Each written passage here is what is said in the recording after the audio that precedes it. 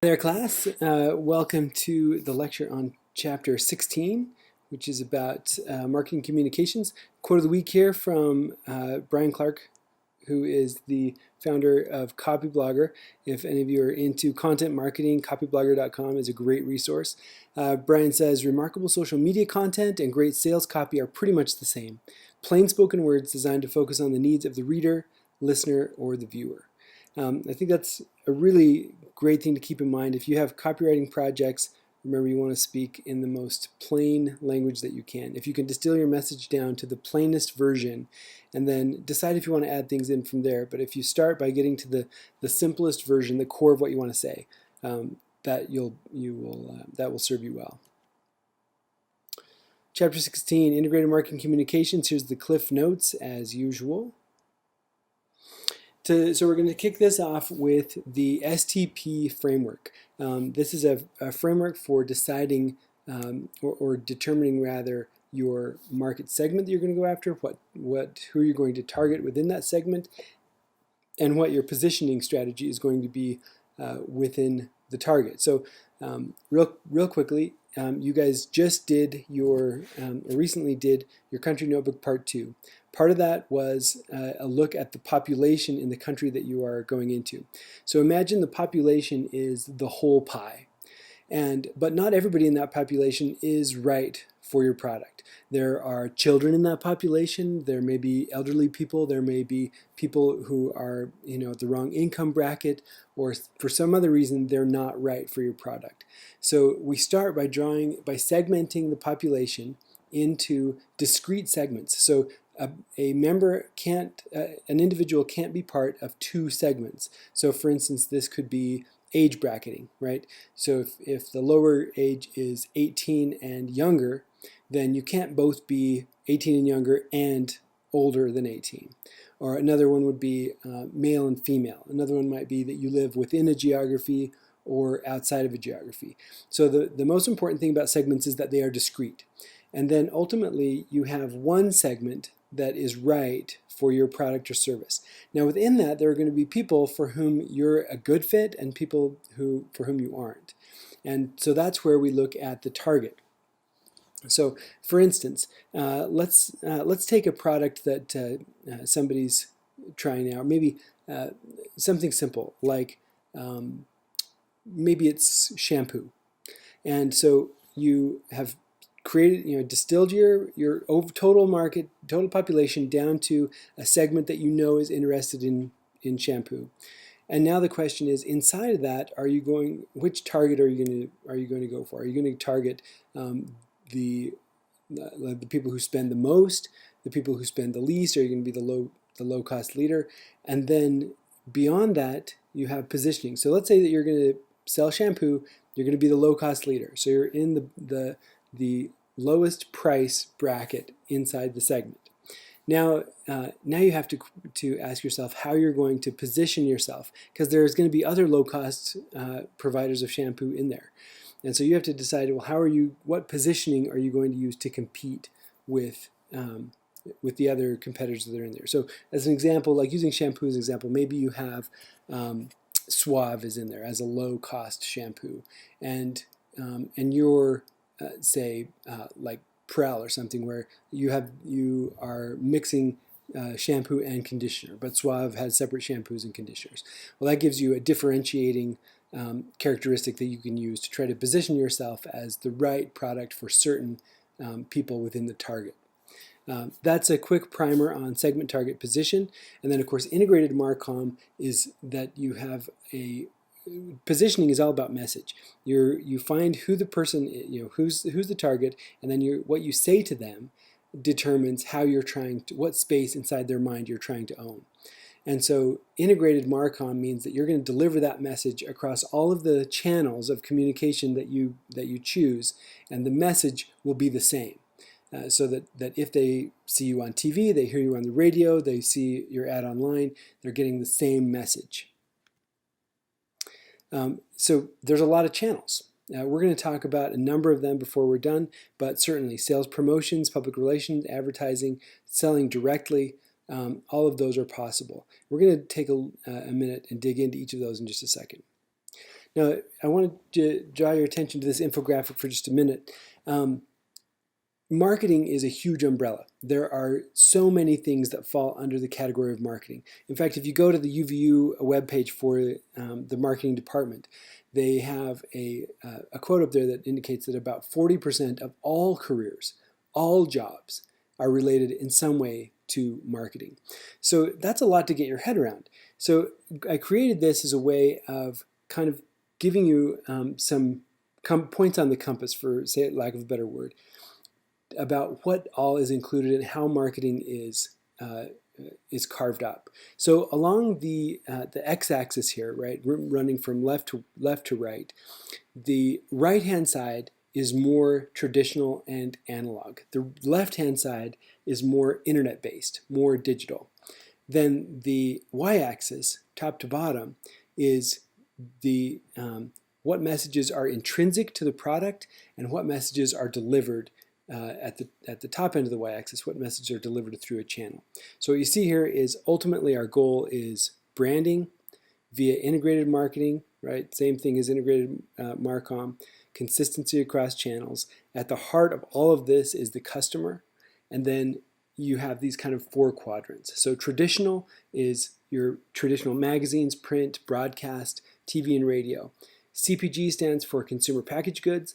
That is, what do you go get a job at Procter & Gamble and you're designing the package for toothpaste or for Tide or for some other product, and that the design has to do the marketing job. It has to reach out from the store shelf and grab somebody's attention and communicate the information that they need.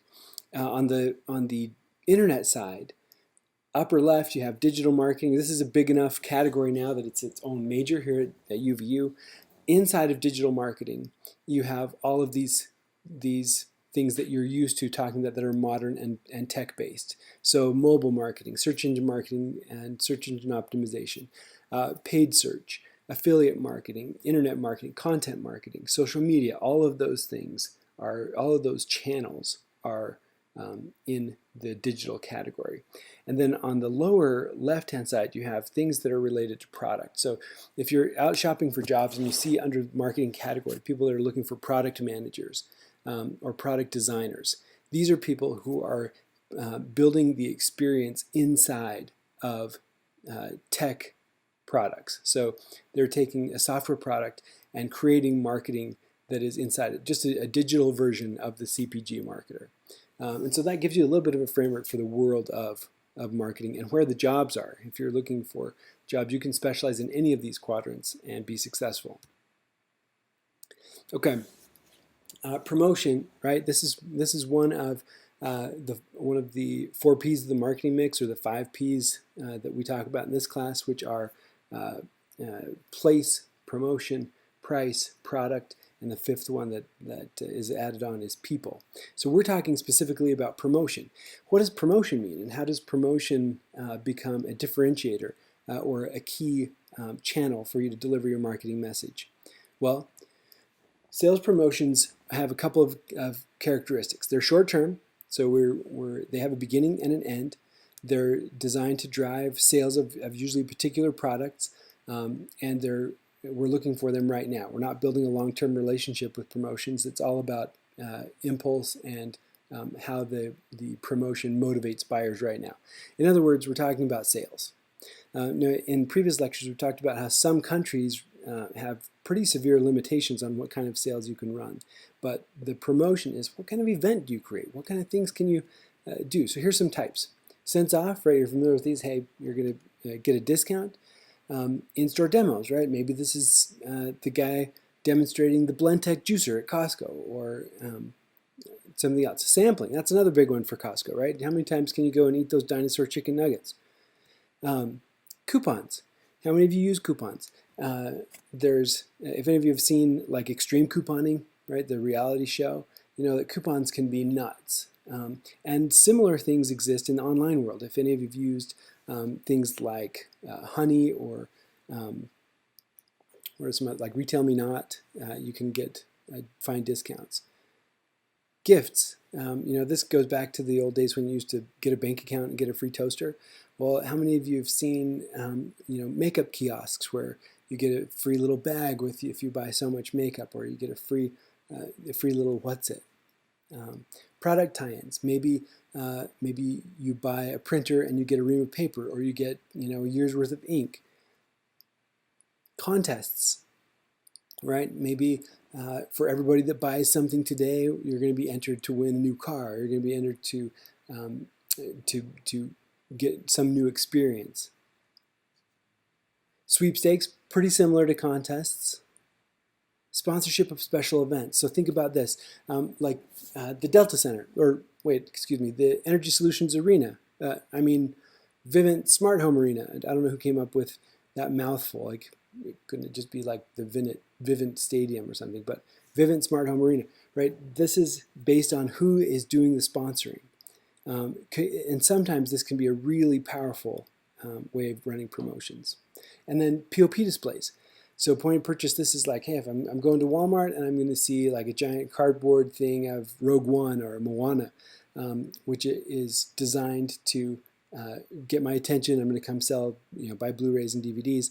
And that's often, the point of purchase displays are often paid for and sent out by the company whose product is being promoted. Okay, shifting gears to PR.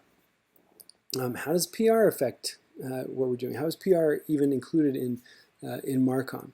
Well, it's the com part. There's a lot of communicating that happens with the press, and good relationships with the press help you communicate messages that are relevant to your company. Also, those relationships, sometimes maybe you have a scoop. Maybe you're able to clue some of your friends in the press in about things that are happening in your company earlier than they otherwise would know. And that may be reciprocal. There might be a time when maybe there's bad news about something going on in your company and you need them to paint you in the most favorable light. The idea is that you're encouraging the press to cover positive and manage unfavorable stories and events. Here's some examples. So take a look at this. British PR pro sent to jail for inciting racial hatred via Twitter. So you could actually put out a tweet and go to jail. Like, that's pretty crazy. How about Chipotle? Judge declared Chipotle's social media policy violates labor laws. So somehow Chipotle has had social media posts that violated labor laws in whatever state this was. How about this? Forever 21 thinks rape is funny and fashionable at any age. I tell you what, if you're Forever 21, you do not want somebody writing this kind of a headline. Or Joe's Crab Shack thought lynching would make a good placemat. These are terrible messages about your company, and you don't have control over them. These two are horrific as well, right? Zara's introduces child's Western pajamas that look like they belong in a concentration camp. Look, I'm sorry, guys, the striped shirt with the star, that is not a sheriff's uniform, right? And maybe the worst here is Kent State. For those of you who are right in the Vietnam War era, the police shot into a crowd at Kent State, and I think about 6 people got killed. So pretty tasteless, right? Now, this has been a pretty crazy week for PR of this type for United Airlines, right? Pepsi had their issues, then United had this issue with the guy that they came thumped and drug off the plane. Well, you don't want this kind of message. This is the epitome of bad PR. You don't want people making these kinds of images about your company because of what you've done. And in the United's case, I mean, the CEO comes out and makes this milquetoast statement about, well, yeah, it looks like we overbooked. Sorry about that. If you have any questions about the guy who got beat up, then call the police. What he could have done was use the avenue of PR to try to make it right. But in order to do that, he would have had to have done something good that was equal or bigger to what happened that was bad. So everybody's over there. It's like, well, is this just the way United is? That you cross them and they come and thump you and haul you off the plane?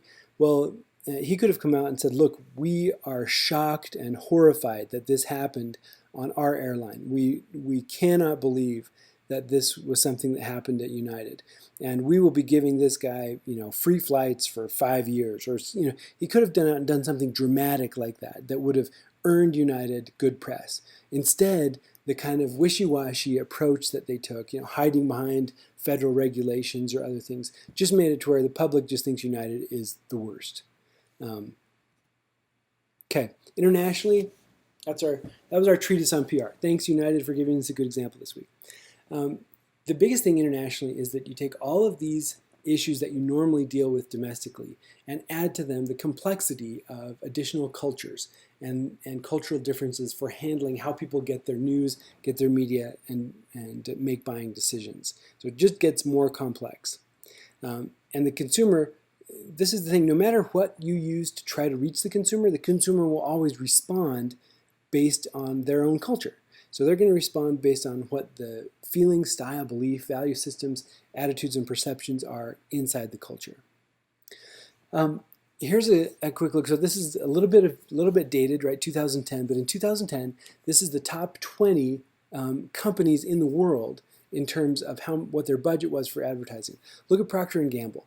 Right? Procter & Gamble is out there spending $11 billion on ads. And this is actually a 31% increase from 2009.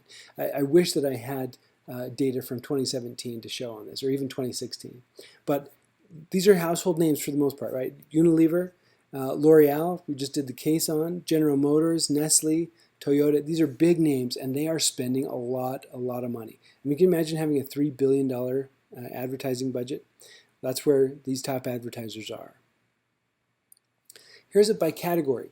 So interesting that the top one is personal care. So cosmetics and health and beauty.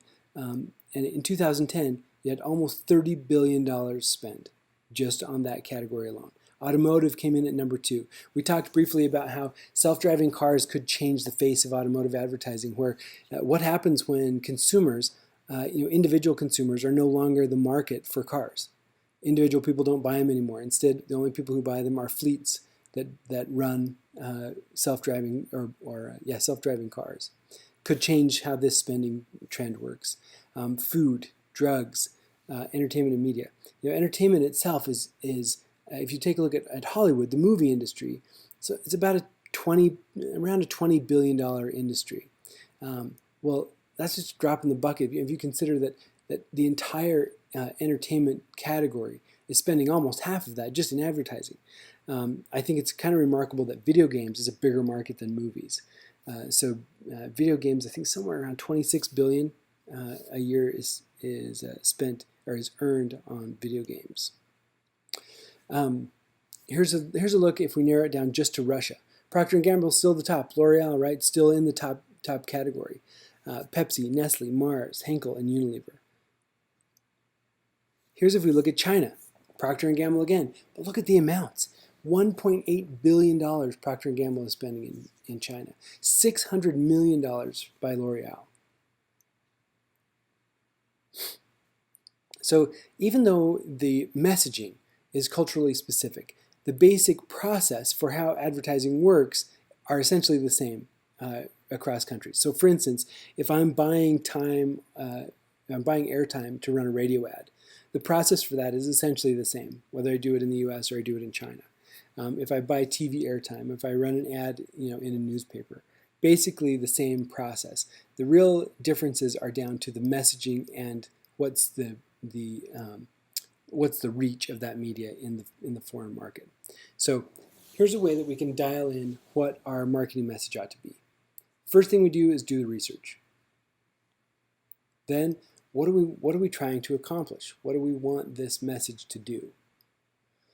Develop the messaging, select the right media for delivering this message, look at how much money we have to spend so that we have an advertising budget, execute the campaign.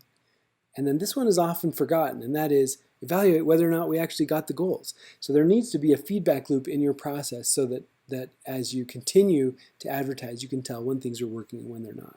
So just a little note here, test icon here in the lower left corner.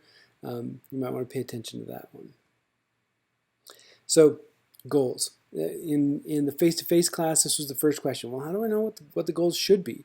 And are they different? Well, sometimes the goals could be something as straightforward as I want people to purchase, or maybe we want to make brand impressions, or we want people to sign up for our newsletter, or we want people to join our to like us on Facebook.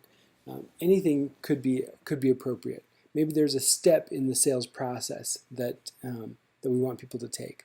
And the thing is, just like U.S. management practices have been exported around the world, U.S. advertising practices have been exported around the world. And so in many markets where you go, you've got really sophisticated advertising folks working in the local market. It's not like you have this advantage where you can just show up and say, well, you're from the U.S., you have a more sophisticated approach. No, the sophistication is high across the board. And as a result, that means that you got to work harder. You got to work better. You got to play in the sandbox with the local market.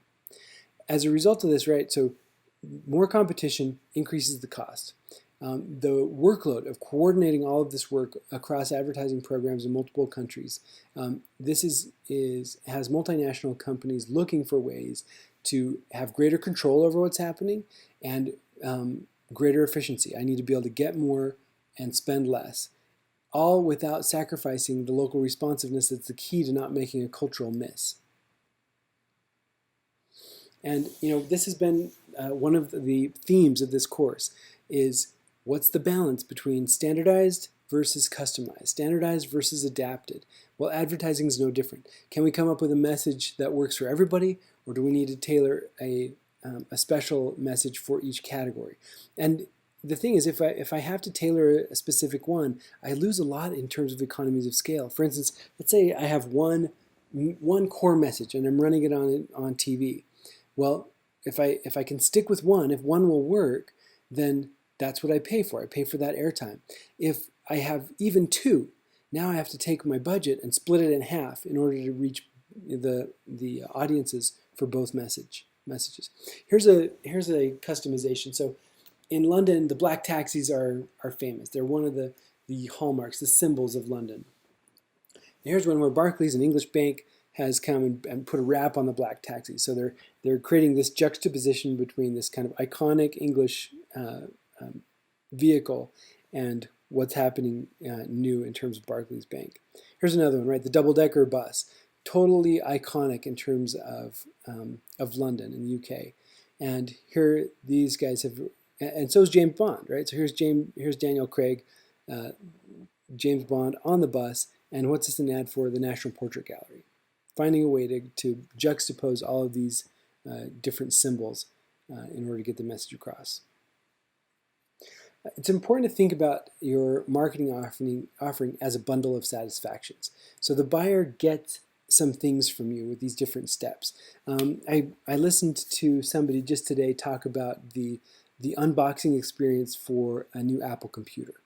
And there is a whole bunch of delight that Apple is trying to create in the experience of receiving a new Apple computer. And it doesn't mean that the laptop is faster or better or has different specs. It just means that you opened this really pretty box with a really pretty design. And as a result, you felt like, man, this was a really smart purchase, and look at how great this is.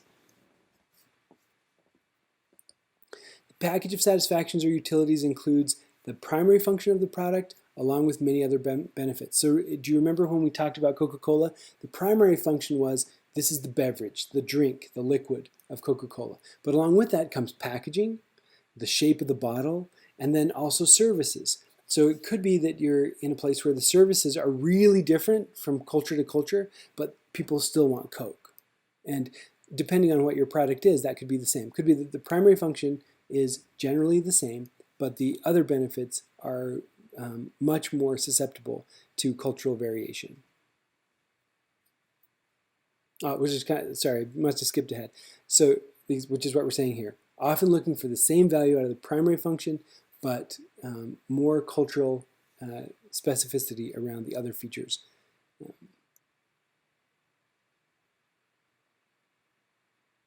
Here's some challenges to actually getting your message dialed in. You've got to worry about all of the issues we've been talking about in the course, all of the cultural issues, language barriers, You got legal constraints. This could be as simple as what kind of nutritional information do you have to put in your packaging in the U.S. versus the EU, for example. Maybe you have legal restrictions about what things you can say and can't say in the target market, and it would be a mistake to assume that they're the same as in your home market. Linguistic limitations. What if you can't actually describe, or the name of your product doesn't actually match what you can say in the language in the target market? Cultural diversity. What if you have a whole bunch of variation in the audience, but a lot of unity in the domestic market? Could create a scenario that's difficult for you to execute effectively. Media limitations. What if you can't get TV ads and your whole campaign's been built on TV ads? What if you're going to a country that doesn't have good internet? What if they don't have the same type of installed base of broadband, for example, but you've built your whole business around social media or email marketing? These are things you got to worry about.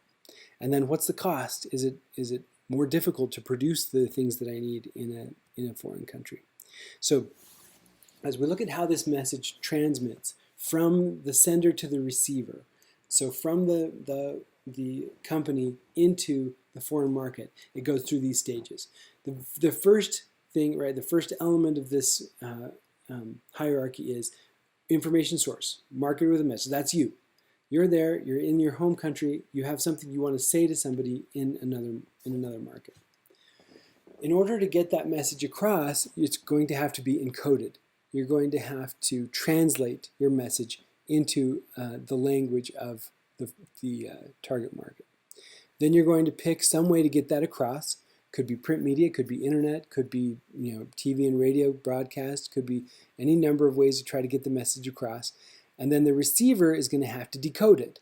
So this is where what if the translation is a little off? Well, they're going to have to try to interpret whatever it was that you sent out to them. And there's a question about whether or not they interpret that correctly. The person doing that is the receiver. And then you need to watch for feedback. So if your message was wrong and it broke down in any one of these steps between the sender and the receiver, the feedback loop is your only chance to get that information and try to make a correction. And inside of all of this is noise. So there are all kinds of unpredictable and uncontrollable things that get in the way between the sender and the receiver of the marketing message. And you have to be able to account for that or mitigate it some way. So here's one of the charts from the text, right? You've got on one hand the sender, on the other hand the receiver, and in the middle is all of this noise. It's a bunch of stuff that can make your messaging go wrong. Here's a question for you. Each day, we're bombarded with thousands of advertisements and stimuli. There are so many messages surrounding us that we don't even notice most of them.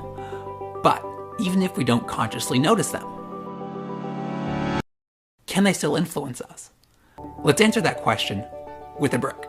Now, in one study, researchers asked a group of students to think of as many unusual uses they could think of for a brick. No, John, I told you 1,000 times, I can't make the meeting today, just reschedule it. Now, before asking students, researchers subliminally flashed them with one of two logos. Either the logo of Apple, a company with a very creative connotation, or the logo of IBM, a company with not so much creativity. Now, surprisingly, even though students had no idea that they were even exposed to those logos, students who were exposed to Apple's logo were able to list significantly more uses for a brick. Pretty cool. But what's even more interesting is why that effect occurs. So the reason has to do with spreading activation in your semantic network. What? I'll explain. So your brain is comprised of a semantic network, a giant interconnected web of knowledge containing basically everything that you know. Every concept that you know is represented as a node in that network. And each concept shares connections with other concepts that are related or similar in some way. So your concept for Apple, for example, would be connected to concepts like computers, Steve Jobs, fruit, and in the case of that research study, creativity.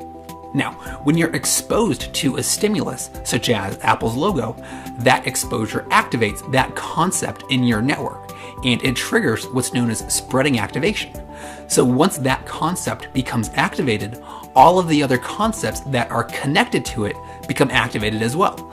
So once all of those concepts become activated, they all become temporarily integrated in the way that you process the world around you. So they sort of taint your perception and behavior. So if you're exposed to Apple's logo, for example, that exposure will make the concept of creativity more prevalent to you on a subconscious level. So if you're given a creative task to perform, you'll actually perform better on it because the concept of creativity is more prevalent. So that overall effect and influence is known as priming. And that's the reason why images can subconsciously influence your perception and behavior. But the important word is influence. A lot of people think that advertisements can contain subliminal messages or some other types of cues that will control or dictate people's behavior, which is completely false. And to think like that is just idiotic and stupid. But there is something interesting that can happen. This same principle can actually be used to read people's minds. So let's try an experiment. Now, I want you to go with your gut reaction, and I'm going to ask you to think of something. And if I'm lucky, which I think the important word is lucky, I'll be able to read your mind. So just think of any number between 1 and 10. Are you thinking of a number? You see, it's impossible to be foolproof, but people watching this video right now are psychologically more likely to think of the number 7. Is that what number you were thinking of? So what was it that made you more likely to think of the number 7? Well, right before I asked you to think of a number, I casually mentioned a concept that was semantically related to the number 7. Can you think of it? The important word is lucky. So within our schema for the number 7, we usually associate the idea of luck. And because of that connection, mentioning the word luck triggers spreading activation toward the number 7. So when you're asked to think of a number, that heightened activation will cause the number 7 to pop into your mind more easily. So you'll be more likely to think of it. Now, does it work every time? So neither of you were thinking of the number 7.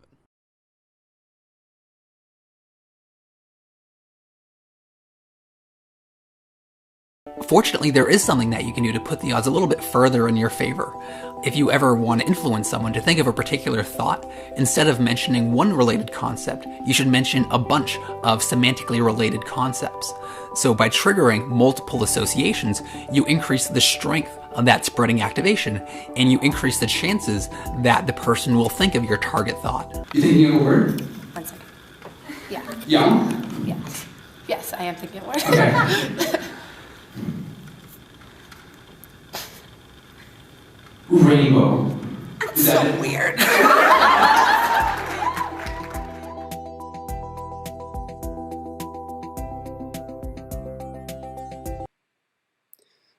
So we just saw Nick Kalenda's video about semantic networks and the activation of semantic networks.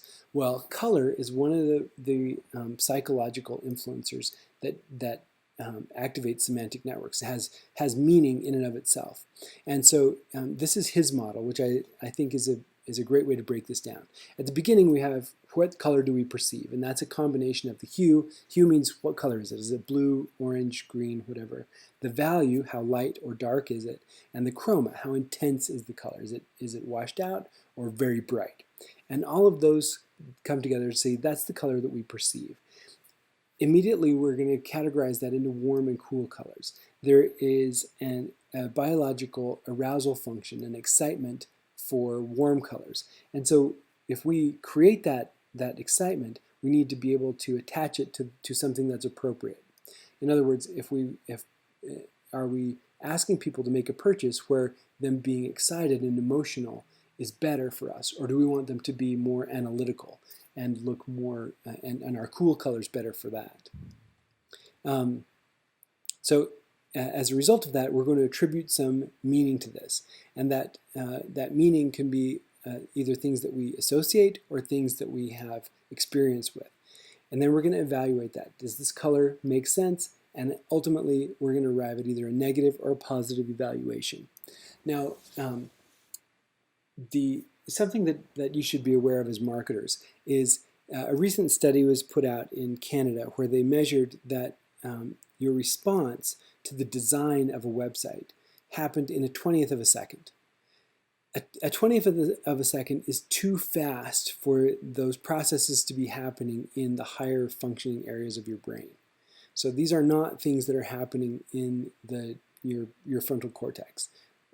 These are things that are happening deep in your brain, in the old parts of your brain, where you're capturing an essence of whether that seems to fit or not. And so this is part of the power of good design. A great design feels right, and it feels right before you can make any analytical judgments about it. And as a marketer, this is one of the powers that you wield. You want to speak correctly to the perception that somebody has in a 20th of a second. Back to color. This is from your text, but these colors mean something. Think about brands that you know that are attached to red. Is it Redbox? Is it Coke? Is it Target? Is it Netflix? You just go down the list. There are a bunch of things that you associate with the color red, and it's warm and it's active. What about blue? Well, Facebook, Twitter, IBM. There's a whole host of companies where blue is the color. Okay, legal issues. So again, legal frameworks are not the same country to country. Specifically, we're going to talk about comparative advertising. What's comparative advertising? Well, Coke versus Pepsi. In some countries, the mentioning or the naming of a competitor in your ads is looked at as slander and is illegal. So the Pepsi Challenge not happening in a place like, say, the UK. Here's another comparative ad, right? Google tracks you, we don't. DuckDuckGo. DuckDuckGo is a big search engine for mobile phones. But this type of ad would not work in some places in the world. Pharmaceuticals. For those of you who don't know, if you go back, maybe a dozen years, maybe more than that, maybe it's 20 or 30 years now, you used to not be able to advertise prescription drugs at all in any media. That restriction was lifted, but came with a bunch of regulatory requirements. Now, if you see an ad for a prescription drug in a magazine, like the bottom third of the ad is legal disclaimers and whatnot. And all of that is because these drugs are allowed to advertise as long as they contain all of those issues. Well, some countries, these are still illegal to advertise. There are a lot of countries where the state controls the airwaves. We have the FCC in the United States. They're specifically on the hunt for unfair, deceptive trade practices where you're advertising something, you're promising something that's a lie. But there are a lot of countries where the state just controls what happens on TV. And China is an example. Cuba, it doesn't happen unless the state approves it. Well, that creates a lot of issues that you're going to have to deal with. And in this case, I'm giving an example about Germany. So current commercials have to be at least 20 minutes apart, and total ad time can't exceed 12 minutes per hour. And I think in the U.S. it's about 12 and a half minutes for every 30 is the requirement. This was from the text as well. In Saudi Arabia, there was a group that they sold lingerie. And the decency laws in Saudi Arabia essentially outlawed just about any of the words, any of the images, anything that they possibly could have used to describe their product. So what do? They show a picture of a green box, and they use the words soft and delicate and hope that word of mouth gets out there. I mean, this is a severe example of, you can't really say very much about your product. Here's another example in Saudi Arabia where they're advertising in favor of covering up for women, for the hijab and other religious garb, and saying essentially, look, it's just like candy, right? You unwrap the candy, it spoils, but wrapped up, nice and tasty. Sometimes the language doesn't work, doesn't have a one-to-one relationship. So let's take a look at a couple of examples here. So for any of you guys who know, Fisher makes, they do auto bodies. And they've been doing this for 100 years. Hence the carriage on their ad. But their tagline, "Body by Fisher," translates to corpse by Fisher in other languages. Doesn't quite mean the same thing. Here's another one. Here's Pepsi, right? Come alive. This is an ad from the 1960s. Unfortunately, translated means coming out of the grave. Get more of a Walking Dead experience than what you're looking for. Now, time for the soft life.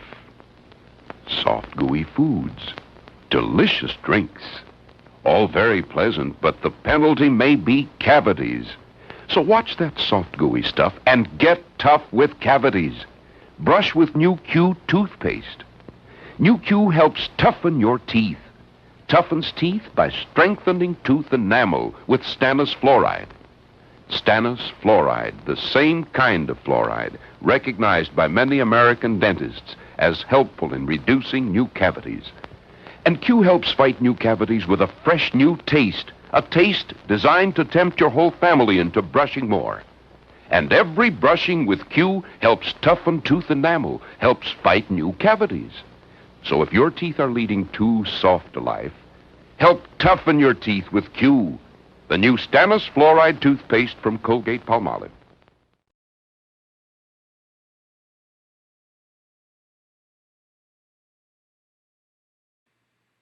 Yeah, how would you like your toothpaste to be a slang word for rear end in French, and also a pornographic magazine?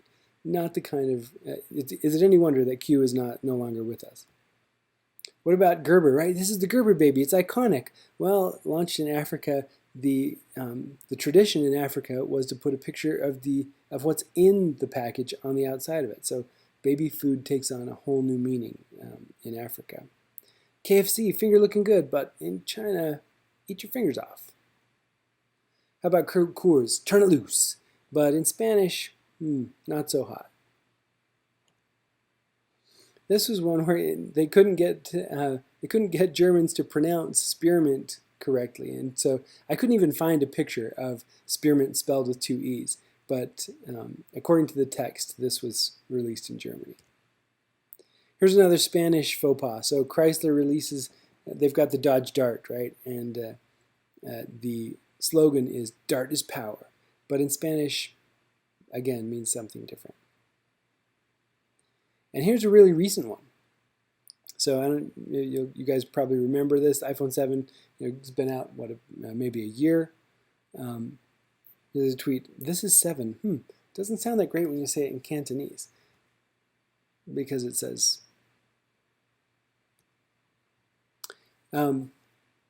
Okay, moving along, talking about other cultural issues that kind of get in the way. Lots of progress in countries, so that the media landscape is evolving in foreign countries. You got to be aware of what local events are happening that make a mess of things. So one example is in the U.S. just last week there was this tornado business in Georgia that caused 300 flights to be canceled in Atlanta. It stranded people for days. But it's a local thing. Probably didn't affect you much in Seattle. Probably didn't affect you at all in China. So when you think about all of the technology-enabled channels, satellite and cable TV, direct mail is interesting because direct mail is making a comeback, but you'd be totally reliant on the postal system in the foreign country. Internet is huge. Social media is big. In some ways, social media is overrated in terms of ROI. There's a lot of interest in social media, but social media is generating overall pretty weak returns for advertisers. The one kind of bright light right now is over about the last year, Facebook ads have been really producing. But I think Facebook ads existed for years before that and were terrible. They didn't produce hardly at all.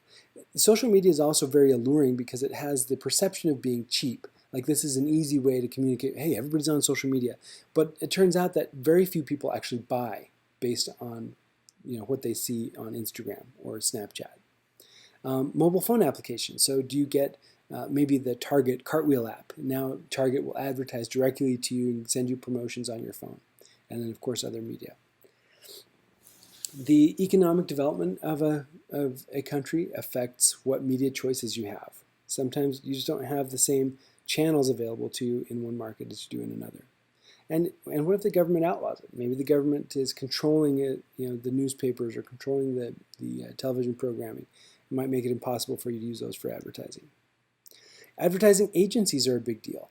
We talked a couple weeks ago about how you can hire an agency locally, you can hire an agency in the foreign market, or you can find an agency that has an international presence where it's got offices in both.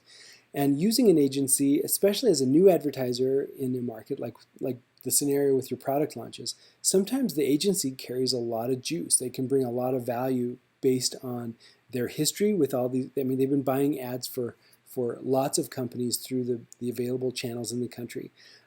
They may have deals already that if they buy a certain volume, you get the advantage of the discount or splits between discounts that go to you and some that go to the agency.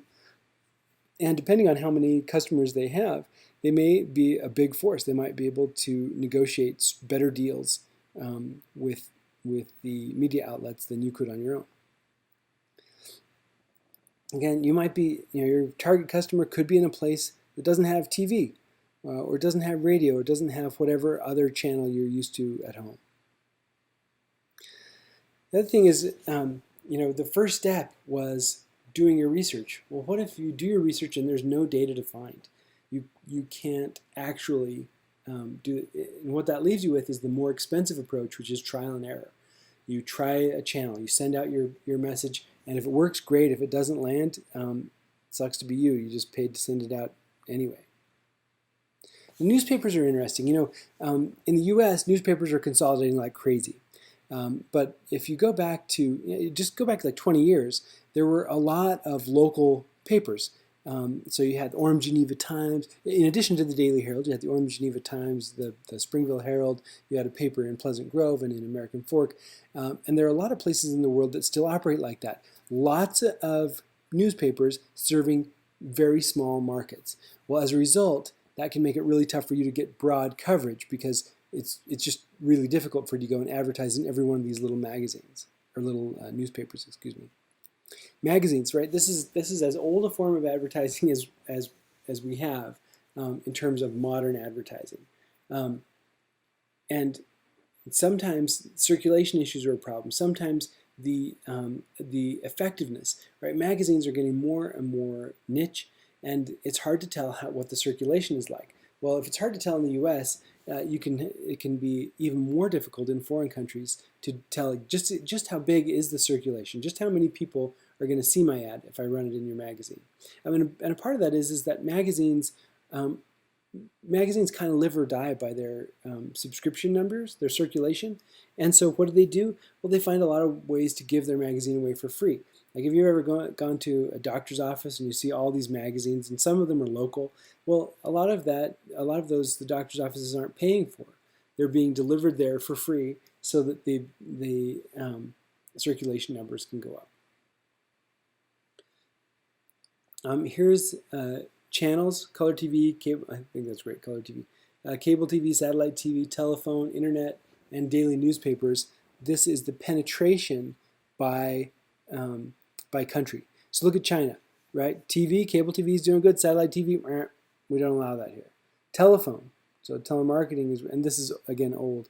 In the U.S., telemarketing laws have changed, and so even though telemarketing might have been, it's showing like a 94% penetration, might have been effective back then, is now much less effective. In fact, if you're not either a politician or a research company, telemarketing is just too risky to do. Radio and TV, right? These are technologies that are getting older, but they are everywhere. Well, what I should say is they're in every country. There may be regions of country that don't have service or don't have reception. But these are a force to be reckoned with. So this is something that you ought to be considering if it's part of your mix at home when you go abroad. Satellite and cable TV. This is interesting, right? So the reason China has no satellite is because they don't want unfiltered or unrestricted programming coming into the country. But there's also some interesting things with satellite. There was a TV show. In fact, this may have been in the text, or it might be only in the supplemental materials, where there's a TV show that was like Cops, right? It was a police beat kind of TV show running in Europe. But in Europe, you don't have to go very far before you're into a new culture, a new language. And so the way that they approached this was, and it was like a reality show. The way that they approached this was that they actually ran the show. They produced the show in a whole bunch of European countries. So you might watch it this week and it's in your country. Next week it's in a neighboring country, but as a result, you're always they're drawing interest in from a wide variety of audiences. Direct mail. Interesting that direct mail is kind of making a comeback. Like if you go back 10 years, everybody hated direct mail. They had junk mail in their mailboxes, and nobody read it, went straight to the trash. But because direct mail has kind of faded away, you're seeing companies come back with it now. Like for instance, I just got a direct mail last year. I got a direct mail piece from Google that said, "Hey, you're the marketing head for a small and growing company. Call us about doing AdWords and we'll send you a Chromebook." And they did. I got a free Chromebook out of it. Illiteracy is an important component here, right? Running direct mail in a place that has high illiteracy, probably not the best. Internet, I mean, there are just so many ways to make money on the internet, so many ways to advertise. But if you go to a place where internet adoption is low, that may mean the internet's not as suitable for the target market. And of course, the trend for the internet is totally growing. There's getting to be more and more adoption of internet, more and more adoption of broadband all around the world. But that doesn't mean that it's the same as in your home market. Okay, so this data is back in 2012. And it's around the internet, which means it's basically useless. Social media. Talked about Facebook ads, crowdsourced data. This is pretty cool. Like you can actually build conversations around your brand using social media that are created by your customer, not even created by the company. I think another interesting thing is, how many of you have ever used Twitter for customer support? I find that that's one of the best ways to reach your brand if you have a customer support issue is by Twitter. And the reason is because they have to, if they're going to do customer support via Twitter, they have to dedicate resources to it. But there's so many fewer inquiries on Twitter that you get a much more individualized attention. Again, this is old data, probably not super useful. Mobile phones, like mobile phone applications. One of the nice things is that all of that legislation about telemarketing doesn't apply to push notifications in your mobile phone apps. So think about it this way: do you spend more hours watching reading newspapers or looking at your phone? Do you spend more hours, doing anything than looking at your phone? So if that's where your attention is the currency of marketing. We are looking to try to capture your attention enough to deliver this message. And so having a mobile app that is right there embedded in the place that you are spending your time looking can be a really effective way to go. Mobile phone usage is just going up and up and up. So if you look at this, these were estimates. This was a 2014 study. So estimates were by 2017 that we're approaching 5 billion mobile phone users. There's only 7.2 billion people on the planet. So mobile phones are huge. Cinema. This is interesting because this is one that is probably less used in the U.S. You might have gone down to the Megaplex and watched and seen like a Zions ad. So there's a little bit of cinema advertising that happens now. And if you look at like old movies, you'll see people go to the cinema and see like war reels or news reels attached to cinema, which we don't really do anymore.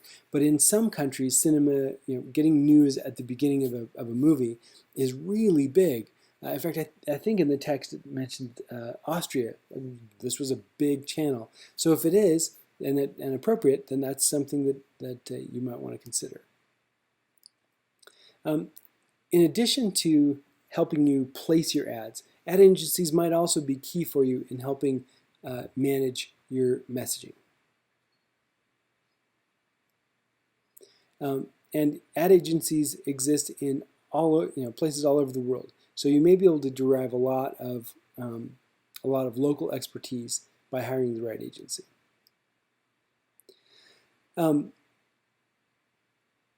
We kind of already talked about this. You can hire ad agencies locally or domestically, or one that has a multinational presence that has branches in both countries. So here's an interesting advertising channel.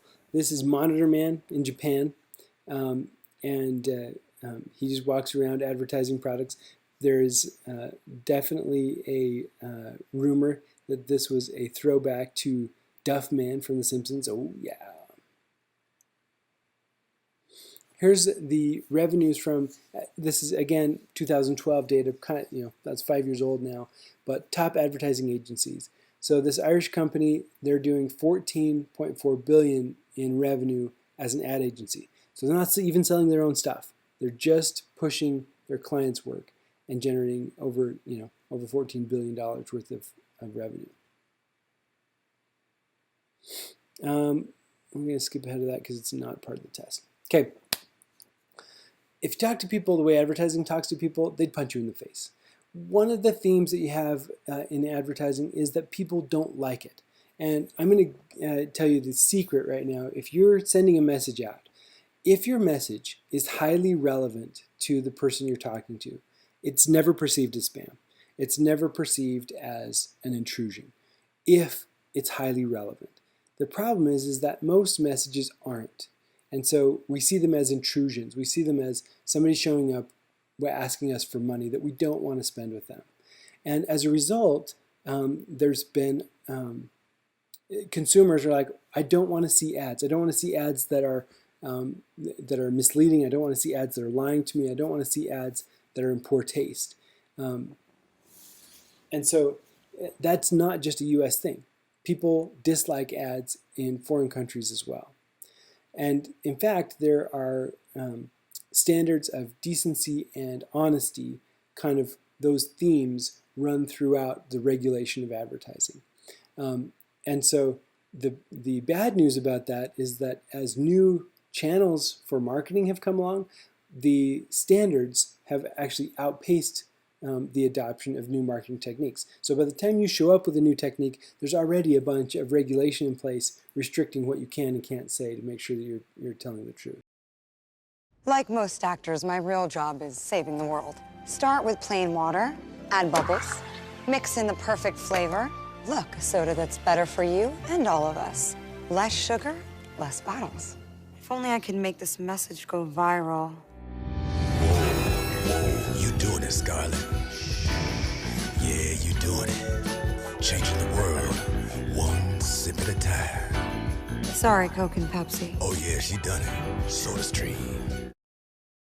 The Super Bowl is by far the most watched television event in the US, and nearly 50% of the people who watch are women and girls. So why are commercials during the game so disrespectful of women? In 2012, people began talking back to Super Bowl sexism, using social media to spark a national conversation. The not buying it hashtag spread like wildfire and became a trending topic on Twitter during the Super Bowl. Over 2 million impressions later, a social media revolution was born. Millions are fed up with the media's misrepresentations of women. Now we're coming together to create real change. We're using our consumer power to challenge sexism. Join us in telling the media, sexism won't sell. We're not buying it. Visit misrepresentation.org for more information. In the news tonight, another Black Friday has arrived. Modern tradition, Black Friday. Lines are already forming, hundreds of people deep. Just a handful of door-crasher deals inside. Retailers opening their doors on Thanksgiving evening. These employees took their Thanksgiving dinners to go. The doors are opening. Shoppers rushed to It was a chaotic scene.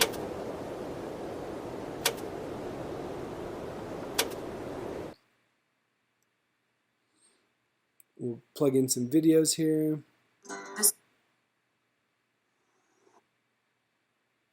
So that's pretty cool, right? The Scarlett Johansson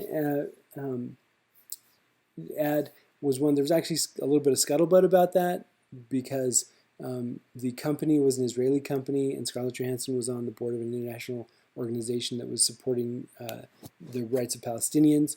So that was kind of short-lived, but it underscores the idea that sex sells, right? She's tongue-in-cheek creating this sensuous ad, but sex sells, which creates another problem, which is what kind of rules about decency do we expect from advertisers? And that really goes to the heart of the second video there about misrepresentation. That, hey, we don't want to see all of this, and not only that, it's demeaning and degrading and offensive.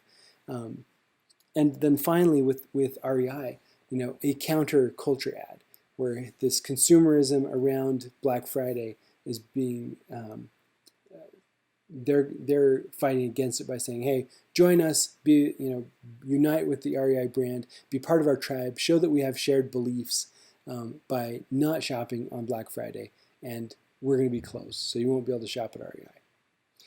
Interesting takes on what's happening in terms of decency and appropriateness in advertising. Now, in Europe, back to this slide, in Europe, officials are looking at a lot of advertising controls. And as you see these media grow, there is some fear that people have that, we need to control how this is happening. Sometimes that control is really bad for advertisers. And so the associations like the trade associations around advertising, this is a typical strategy. What they do is they go to the government and they lobby and they say, hey, look, everybody who's a member of our organization is going to sign on to some ethical standards. Those ethical standards include a bunch of consumer protections. You don't really need to legislate this. We understand it better than you do as government officials. So let us self-regulate. And sometimes that works, but sometimes they're like, we don't really trust you. You've already lost our trust, and so it might be too little, too late in order for us to allow you to self-regulate.